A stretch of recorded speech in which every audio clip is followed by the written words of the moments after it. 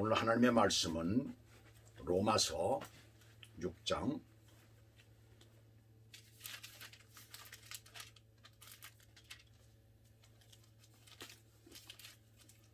6장 1절에서부터 11절까지입니다.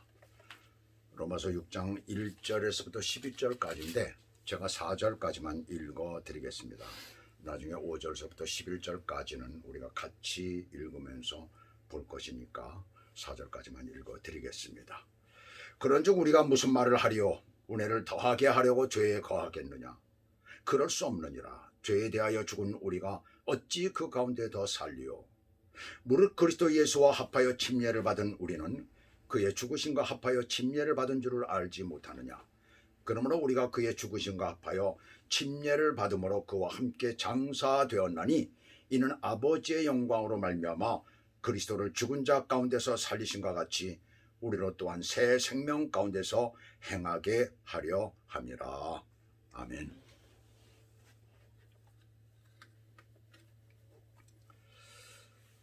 자, 오늘 하나님의 말씀 제목은 죄 가운데 살 수 없는 이유라는 제목을 붙였습니다. 그래서 우리가 예수 믿고 구원받은 우리가 죄 가운데 살 수 없는 이유, 우리가 본문을 통해서 우리가 함께 오늘 보도록 하겠어요. 지난 시간에 우리가 함께 생각한 말씀 중에 우리가 예수를 믿지 않았을 때에는 사망이 왕노릇했다라고 그렇게 말씀을 드렸습니다. 그러나 예수를 믿는 지금은 생명이 왕노릇한다고 말씀을 드렸죠. 뿐만 아니라 죄가 더한 곳에 은혜가 더욱 넘친다라고 말씀을 드렸어요. 그런데 유대주의자들은 여기에 반발을 하여 이렇게 말을 합니다. 은혜를 더하기 위하여 죄를 짓자. 세상적으로 얘기를 하자면 부자가 되기 위하여 도둑질을 하자라는 것과 같은 것입니다. 지난 시간에 이 부분에 대해서 제가 말씀을 드렸죠. 자, 오늘 본문은 그들의 반발에 대한 답변서라고 할 수가 있어요. 부자가 되기 위해서 도둑질을 할 수 없잖아요. 마찬가지로 본문 1절 마지막 부분부터 보시게 되면 은혜를 더하게 하려고 죄에 거하겠느냐? 은혜를 더하게 하기 위하여 하려고 죄에 거하겠느냐? 2절에 보시면은 그럴 수 없느니라 죄에 대하여 죽은 우리가 어찌 그 가운데 살려라고 말씀합니다. 성도가 죄 가운데 더 이상 살 수 없는 이유는 첫 번째로 죄에 대하여 우리가 죽었기 때문이라는 것이에요. 여기서 죽은이라는 헬라어는 부정과거 시제로서 우리가 이미 죄에 대하여 과거 어느 시점에 죽었다는 거예요. 다시는 살아날 수 없다는 것을 여기서 강조하고 있는 것입니다. 그래서 여기서 말하는 죽음은 한 번 죽는 죽음을 말하는 것이에요. 과거에 죽은 죽음을 의미합니다. 그것은 앞으로 거룩하게 살기 위하여 계속 죽는 훈련을 한다는 그런 의미는 아니에요. 고린도전서 15장 31절에서 나는 날마다 죽노라라고 사도 바울이 고백을 했는데 그것도 아니라는 얘기입니다. 여기서 말하고 있는 것은 과거에 한 번 죽었던 사건을 말하고 있는 것입니다. 자, 우리가 여기서 이것을 바로 알아야 됩니다. 굉장히 어려운 부분이에요. 이 부분은 어렵기도 하지만은 굉장히 지루한 부분이기도 합니다. 그래서 우리가 정신을 바짝 차리고 이걸 들어야 되는 거예요. 자, 우리가 바로 알아야 될 것이 있어요. 예수님 십자가에 못 박히실 때에 본문 6절에서는 뭐라고 말씀하느냐면 우리 죄의 몸, 옛사람도 못 박혔다라고 말씀을 하고 있어요. 여기서 말하는 옛사람은 육체적 본성 혹은 죄인 된 자질을 말하지를 않는 겁니다. 우리는 흔히 그렇게 얘기를 해요. 육체적 본성 혹은 죄인 된 어떤 기질을 갖다 말한다라고 생각을 합니다. 아니, 그렇지 않습니다. 그렇다면 우리가 죄를 짓지 말아야죠. 죄를 여전히 짓잖아요. 우리의 본성이나 기질은 바뀌지를 않는다는 얘기입니다. 예수를 믿고 변화되기 이전의 모습을 말하지도 않습니다. 여기서는. 그것은 현재 예수 안에 있는 나와 대칭되는 과거 아담 안에 있던 나를 의미하는 거예요. 그것은 바로 원죄를 얘기를 하고 있죠. 하나님께 불순종했던 그런 원죄를 얘기를 합니다. 그래서 결국 하나님 앞에서 에덴 동산에서 쫓겨나고 말았잖아요, 아담이요. 그리고 하나님을 볼 수 없게 돼버리고 말았어요. 흔히들 옛사람을 십자가에 못 박으라고 말합니다. 근데 그것은 에베소 4장 22절과 골로새서 3장 9절에서 말씀하신 그 옛사람에 대한 말씀 때문에 그렇게 말하는데, 오늘 본문에서의 옛사람은 그리스도와 성도의 연합에 대한 옛사람이에요. 옛사람은 그리스도 안에 거함으로써 다시 돌아갈 수 없는 그야말로 옛사람을 말하고 있는 거예요. 왜냐하면 그리스도께서 십자가에 못 박히실 때 이 옛사람도 함께 십자가에 못 박혔기 때문에 그렇습니다. 이거 잘 이해를 해야 돼요. 이게 도대체 무슨 말일까? 바로 이게 원죄에 관한 부분을 여기서 얘기를 하고 있는 거거든요. 그러므로 옛사람을 십자가에 못 박으라고 한다면 그것은 이미 죽어버린 옛사람을 다시 십자가에 못 박으라고 하는 것과 같은 것이에요. 그래서 그런 말을 쓰면 안 되는 것입니다. 우리가 회개도 마찬가지예요. 단회적 회개가 있잖아요. 그리고 일상의 회개가 있습니다. 단회적 회개는 일생에 단 한 번뿐이에요. 주님 앞에 우리가 돌아올 때 주님 앞에 회개하고 주님을 영접하고 주님 앞에 회개할 그때에 일어나는 회개, 그것을 얘기를 하고 있는 것입니다. 단회적 회개예요. 그것이 바로 여기서 말씀하고 있는 것과 같은 의미가 되는 거죠. 옛사람이라는 것과 같은 의미가 되는 것이. 그 단 한 번뿐입니다. 그러나 우리가 살아가면서 죄를 안 지키니까 날마다 생활 가운데 죄를 짓고 있잖아요. 그래서 요한복음 13장 10절에 보시게 되면 세족식을 하게 돼 예수님께서 돌아가시기 전에 제자들의 발을 씻기실 때에 그때 베드로가 나의 발을 씻기지 마세요. 아유 주님 어떻게 이렇게 할 수가 있습니까? 이렇게 말을 하잖아요. 그때 예수님께서 뭐라고 말씀합니까? 이미 목욕한 자는 발밖에 씻을 것이 없다라고 말합니다. 우리는 모두가 다 목욕한 자요. 그 목욕은 오늘날에는 뭐 목욕을 하루에도 2번씩 하는 사람이 있지만은, 그러나 여기서 말하는 목욕은 그 목욕을 말하는 게 아니죠. 육신의 목욕을 말하는 게 아니죠. 한번 목욕했다라는 것, 그것은 바로 회개를 말하는 것이고 바로 옛사람 또 구원을 여기서 말하고 있는 것이에요. 한번 목욕한 사람은 날마다 뭐에 죄를 짓잖아요. 그러니까 날마다 발밖에 씻을 수가. 발은 어때요? 더러운 곳을 더러운 곳을 가잖아요. 그러니까 항상 더러운 것이 발이지 않습니까?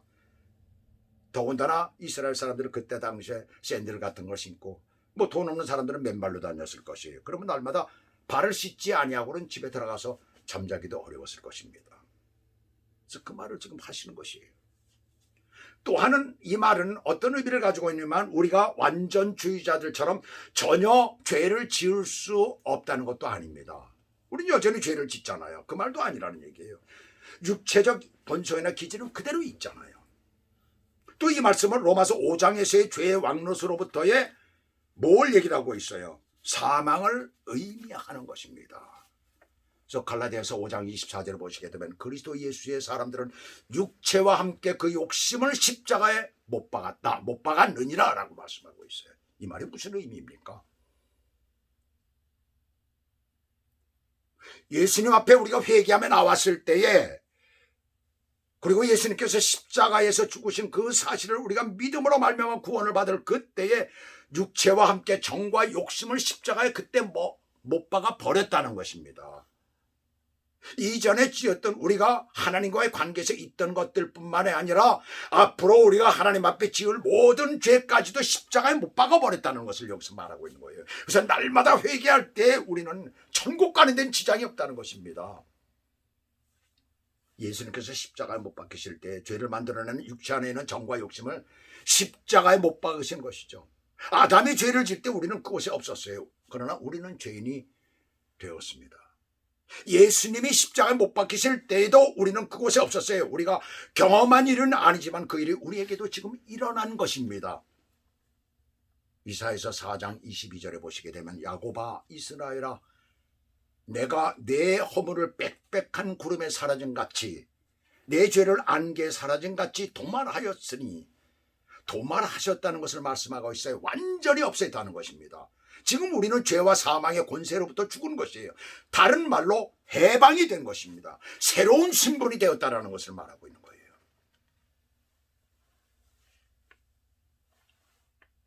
지난 4월 9일 벨기에 대사의 중국인 부인이 한남동의 옷가게에서 신발을 벗지 않고 신은 채로 옷을 갈아입고 거기서 옷을 입어보고 파는 옷을 말이죠. 그런 일은 한국 내에서 어디를 가도 그건 있을 수 없는 일이죠. 피팅룸에 가가지고선 그것은 피팅룸에서 그것을 갈아입거나 입어보거나 뭐 이래야 되는데 그러지는 아니하고 파는 데서 거기서 아마 그랬던 모양 같아요. 그리고 그것도 1시간가량이나 이 옷 고르고 저 옷 고르고 그러다가 이제 그냥 간 거예요. 근데 저번에 이렇게 보니까 우리 점포에서 팔고 있는 제품이네 입고 가는 게. 그래서 뒤쫓아간 거예요. 뒤쫓아가가지고서 물어봤어요. 이제 물어보면 뭐 거기서 뭐 딱 잡아 뛰겠죠. 뭐 물론 그렇지 않겠어요. 뭐 어떻게 뭐 조사를 하겠어요. 손님인데 잘못된 날이면 큰일 나죠. 그래서 그냥 돌아왔습니다. 돌아왔는데 2분쯤 후에 이 여자가 다시 들어온 거예요. 중국 여자예요. 중국 여자 부인이, 벨기에 대사 부인이 들어왔어요. 들어오면서 그 저만의 뒷덜미를 그냥 한 대 때린 거예요. 그 이제 시비가 붙은 거죠. 싸움이 된 거죠. 그 매니저가 그걸 보고 또 말렸어요. 말렸더니 또 매니저 뺨까지 때리네. 그래서 경찰을 불러온 겁니다. 경찰이 왔어요.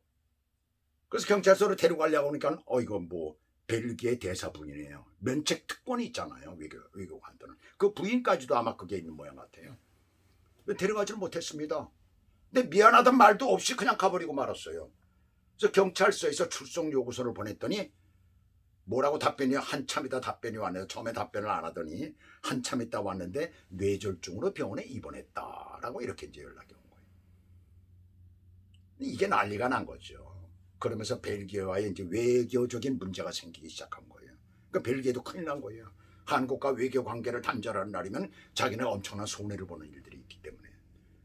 그래가지고 면책 특권을 포기하고 아마 그 대사 부인이 가서 사과를 했던 것 같습니다. 근데 결과적으로 어떻게 됐을까요? 벨기에 대사는 경질되고 말았어요. 거기서 끝나고. 자, 왜 그랬을까요? 면책 특권, 신분이 달라졌기 때문에, 신분 때문에 그런 것입니다. 자, 우리 바로 예수 그리스도를 믿는 자들이 그러한 신분의 존재가 된 거예요. 신분이 달라진 것입니다. 그런데 어떻게 더 죄를 지을 수가 있겠어요? 완전히 우리는 자유롭게 되었다는 얘기입니다. 죄에서 자유롭게 되었다는 것이에요. 그러면 우리는 정말 죄에서 우리를 자유롭게 하신 주님께 날마다 감사해야 되는 것입니다. 그런 감사를 날마다 주님 앞에 드리시기를 주 예수 그리스도의 이름으로 축복합니다. 그 다음에 둘째로 3절 함께 봅시다. 3절을 보시면은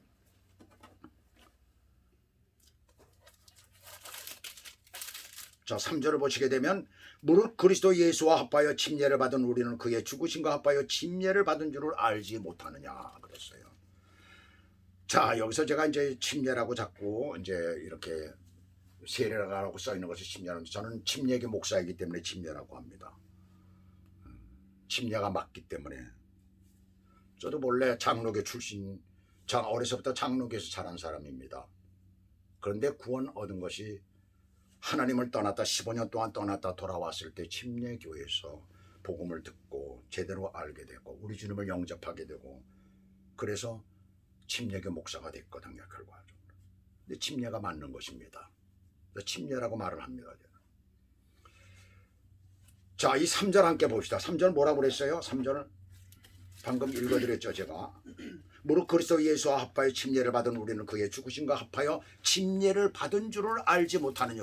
그리스도 예수와 합하여졌기 때문에요. 성도가 죄 가운데 살 수 없는 두 번째 이유는 그리스도 예수와 연합되어졌기. 원어상으로 보면 들어갔다는 의미도 있고 연합이라는 말도 있습니다. 왜 예수님과 합하여진 것이 죄를 더 지을 수 없는 이유가 될까요? 한마디로 예수님은 죄가 없으신 분이기 때문입니다. 인간은 누구나 태어나는 순간부터 죄인이에요. 그래서 예수님은 인간으로 오셔야 했기에 동정녀의 배를 빌리셨고 인간의 죄악된 시간이 성령으로 잉태되어 탄생하신 것입니다. 완전한 인간과 완전하신 하나님, 죄 없으신 분으로 이 땅에 오셨어요. 두 가지를 다 충족시키셨습니다. 오늘 본문은 그 거룩하신 예수님과 합하여 침례를 받았다라고 말씀하고 있어요. 오늘 여기서 말씀하는 침례는 우리가 행하는 일반적인 침례가 아니에요. 우리가 행하는 침례는 베드로전서 3장 21절에 보시면 구원의 표라고 했어요. 예수 그리스도를 믿음으로써 구원 얻은 것에 대한 상징, 개인의 신앙 고백, 내지는 선포, 내가 주 안에서 죽었다라는 그런 어떤 것, 뭐 이런 것들 등등 적극적으로 말한다면 날인하는 의식입니다. 도장을 꽉 찍는 의식이라는 것이에요. 한마디로. 캐톨릭에서는 뭐라고 얘기를 하냐면 세례와 함께 성도들이 그리스도와 연합한 관계, 연합관계, 온전한 연합관계에 들어간다라고 이렇게 얘기를 합니다. 맞는다고 생각하십니까? 세례와 함께 온전한 연합관계에 들어간다는 말은 세례를 받음으로 구원에 들어간다는 의미와 같은 거예요. 성경을 자세히 보면 그리스도를 영접한 자들이 침례를 받았음을 알 수가 있습니다. 영접한 자들이 침례를 받았다. 사도행전 8장에 에디오피아 내시아계 빌립 집사가 침례를 준 것도 그렇고, 그 다음에 사도행전 10장에 로마 백부장 고넬료의 가족에게 침례를 준 것도 그렇고, 또 사도행전 16장에서 감옥의 간수가 침례를 받은 것도 먼저 주님을 영접하고 그리고 받은 것입니다. 반면에 우리가 너무나 잘 아는 예수님 십자가 못 박히실 때의 오른편 강도가 구원받은 것은 침례와 관계가 없습니다. 바로 침례는 구원과는 관계가 없다는 것을 말하고 있는 거예요. 그래서 오늘 본문에서 말씀하는 것은 예수님께서 받으신 죽음의 침례에 관한 말씀이에요. 그래서 누가복음 12장 50절에서 나는 받을 침례가 있으니라고 예수님께서 말씀하십니다. 예수님께서 무슨 받을 침례가 있다고 그래요? 처음에 시작하실 때, 사역을 시작하실 때에 누구한테 받았습니까? 요한에게 침례를 받았잖아요.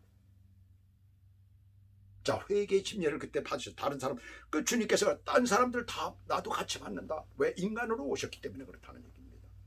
그런데 받을 침례가 있다는 거예요. 이건 뭘 얘기를 해요? 장사, 죽음을 의미하고 있는 것입니다. 즉 사도 바울은 예수께서 죽음의 침례를 받으실 때 우리도 그리스도와 연합하여 죽음의 침례를 거기서 받았다는 것입니다. 바로 그리스도와 합하여졌기 때문에요.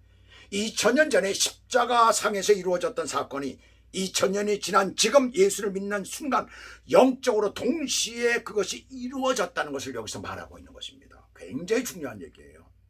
예수님의 영, 하나님의 영이 우리 안에 들어오신 것입니다.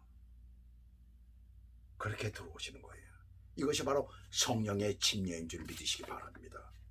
성령의 침례를 받으라고 하는 거예요. 이거 뭐예요? 예수 그리스도를 온전히 영접하고 믿으라는 그 얘기예요. 바로 성령의 침례에 대한 여러 가지 학설과 주장들이 있습니다. 죄 없으신 예수님께서 우리와 연합한 자가 되었기에 우리는 죄를 더 이상 짓고 살 수 없는 존재가 되어버렸잖아요. 이걸 우리가 믿어야 되는 겁니다. 바로 그것은 우리의 정체성을 말하고 있는 것이에요.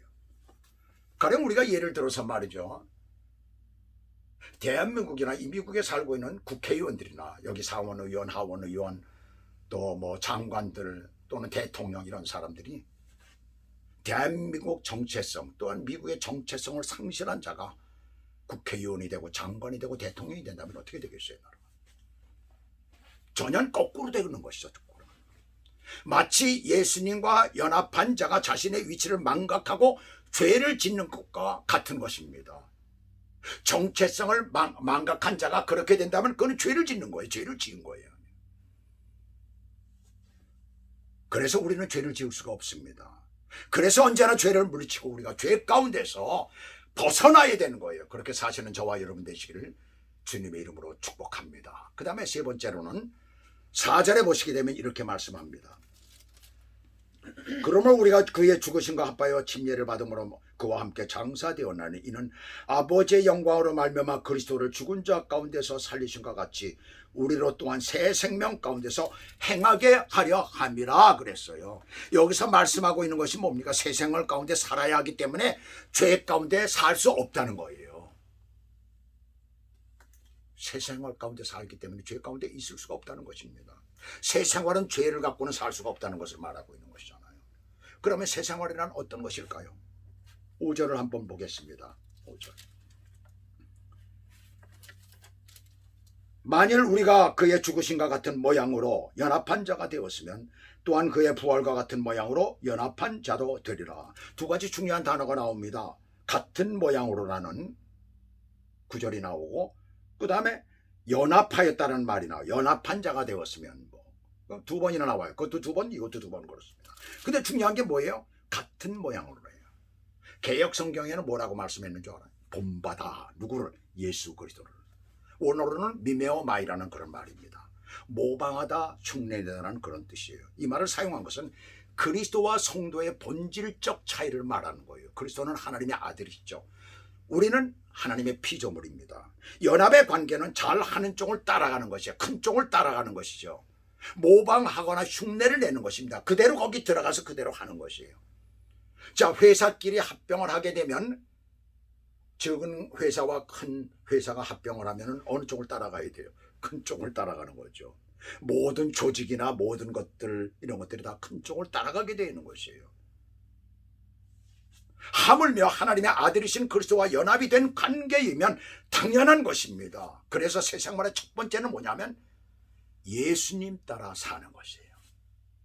따라해 봅시다. 예수님 따라 사는 거. 예수님 따라 사는 거. 네, 예수님 따라 사는 것입니다. 자, 6절 7절 보겠습니다.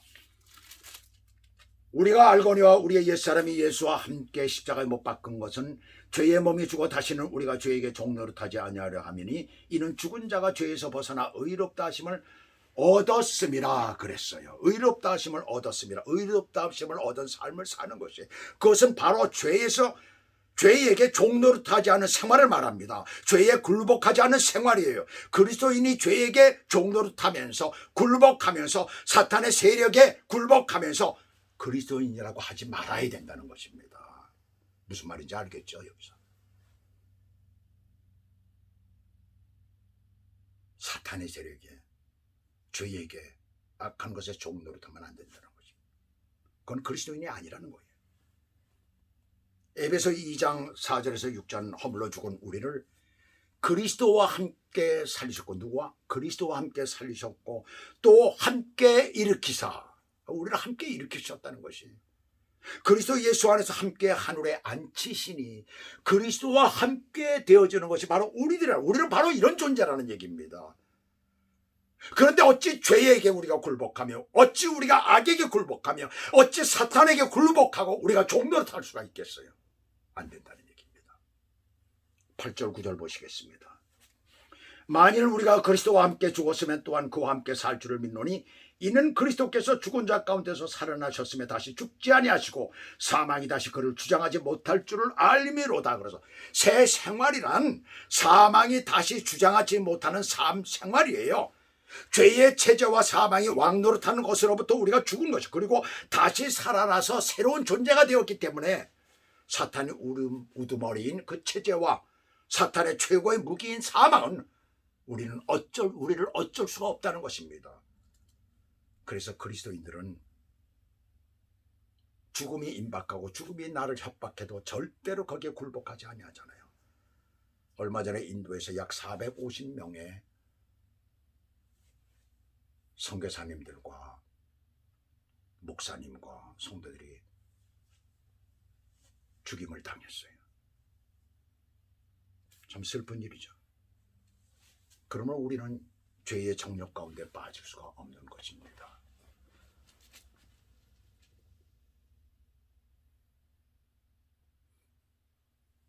참고 뉴스를 이렇게 보면서 인도라는 나라는 참 어렵구나, 힘들구나. 거기는 완전히 조직화되어져 있고 그 계층, 이게 말이죠, 굉장히 심해요. 이게 신분의 이 관계가 엄청납니다. 거기는 그냥 복음이 잘 안 들어가는 데가 바로 그런 데거든요. 또 나라가 발전하지 못하는 이유도 바로 거기에 있는 것입니다. 일본은 인도는 지금도 많은 코로나 바이러스 때문에 말이죠, 많은 사람들이 지금 죽어가고 있잖아요. 신분의 문제 때문에 그런 거예요. 그게 허물어지지는 않는 것입니다. 자, 오늘 그 다음에 10절 11절을 보겠습니다. 마지막입니다. 그가 죽으심은 죄에 대하여 단번에 죽으시며 그가 살아계시면 하나님께 대하여 살아계시며 이와 같이 너희도 너희 자신을 죄에 대하여는 죽은 자요 그리스도 예수 안에서 하나님께 대하여는 살아있는 자로 여길지어다. 하나님께 대하여는 예수 안에서 살아있는 자로 여기며 사는 생활을 말하고 있는 것입니다. 이 무슨 말일까요? 산 자는 어떤 특징이 있어요? 죽은 자는 어떤 특징이 있습니까? 움직이질 않잖아요. 그러나 살아있는 자는 움직인다는 사실입니다. 더 활발히 움직일수록 더 살아있는 것이 확실한 것이잖아요. 그렇다면 여기서 말하고 있는 살아있는 것은 뭡니까? 하나님의 뜻을 위하여, 하나님의 영광을 위하여, 하나님께서 우리에게 원하시는 것을 위하여 우리가 어떤 목적과 목표를 가지고서 열심히 일하며 살아가는 것을 여기서 말씀하고 있는 것이에요. 하나님께서 우리에게 목적을 갖고 계시고 우리는 그 목적을 갖고 사는 겁니다. 이것이 산자의 삶이에요. 산자의 생활이 되는 것입니다. 그 목적 이루기 위해서 우리는 사는 사람들입니다. 그것이 바로 새 생활이라는 얘기예요. 예수 믿는 자들은 그것을 가질 수가 있어야 되는 것을 여기서 말씀하고 있는 것입니다.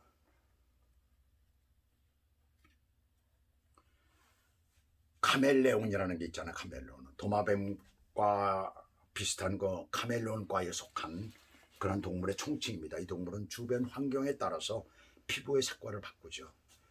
자기를 보호할 수 있도록 바위 틈에서는 바위 색깔로 바뀌어지고, 또 풀이 많은, 숲이 많은 그러한 지역에서는 숲의 색깔로 완전히 바뀌어버립니다. 사람도 그때 자기를 감출 수가 있어요. 숨길 수가 있습니다.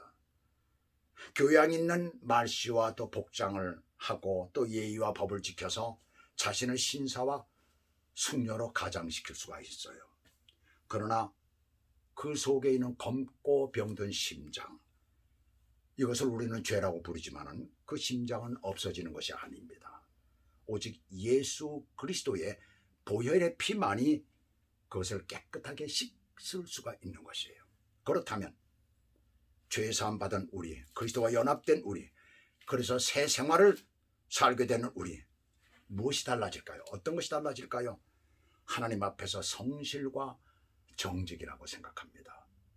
예수 믿는 사람은 언제 어디에서나 성실한 삶을 사는 거예요. 그리고 정직한 삶을 사는 것이에요. 세계에서 가장 잘 사는 나라로 불신자가 가장 많은 나라가 어디입니까? 일본이죠. 가장 잘 사는 나라 중에 하나 아니에요. 근데 일본에 가장 불신자가 많아요. 그들은 근데 가장 정직하다고 자부하는 또 일본 사람들입니다. 가장 자기들이 정직하다는 거예요. 근데 그들이 하는 모습을 보면 가장 정직하지 못한 것입니다. 독일은 일찍이 2차 대전을 일으키고 나서 그것을 모든 세계 사람들 앞에 무릎을 꿇고 사죄를 했습니다. 그래서 그것에 대한 것을 박람회를 그런 그 뮤지엄을 만들고 이래가면서 많은 사람들에게 그것을 보여주고 있잖아요. 자기들이 잘못했더라고. 근데 일본 사람들은 그게 없어요. 일본 천황이 말이죠. 사과를 해야 되는데 사과를 안 합니다. 살아생전. 히로히토 일본 천황. 옛날 당시에 그 샤오핑과 전두환 대통령에게 뭐라고 얘기를 했냐면, 우리 두 나라 오랜 역사 중에 불행한 일이 있었던 것은 참으로 유감입니다. 이러고 말았어요. 그러니까 두 나라 국민들이 얼마나 화를 냈는지 몰라요. 얼마나 분노했는지 모릅니다. 1년간 병상에 있으면서 일본의 기독교 계나 또한 일본의 양심적인 인사들이 자기네 그 황자라고 그래요. 뭐예요? 천황인가? 예, 그 사람이 말이죠. 정말 그런 것을 사과하기를 바라고 말이죠. 많은 글들을 써가면서 요구를 했었습니다. 그런데 끝내 그는 그러질 않았어요. 싸우는 용기보다 사과할 수 있는 용기가 더 큽니다. 사과는 자기를 찾는 길이며 자신에게 정직한 것이에요. 일에 정직한 사람을 성실이라고 부릅니다. 이웃에 정직한 사람을 사랑이라고 부릅니다. 진리에 정직한 사람을 정의라고 부릅니다.